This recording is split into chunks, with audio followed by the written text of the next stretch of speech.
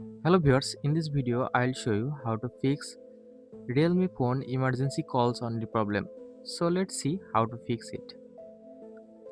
First of all, just swipe down notification bar and turn on airplane mode, and again turn off airplane mode. Now go back to home screen and find settings, click on settings.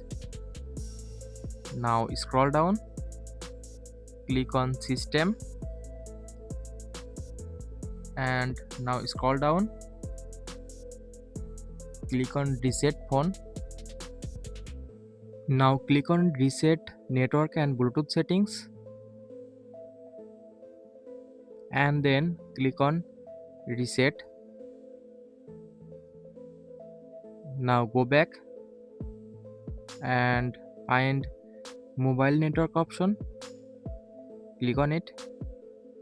Now click on your SIM card and check your SIM card is enable.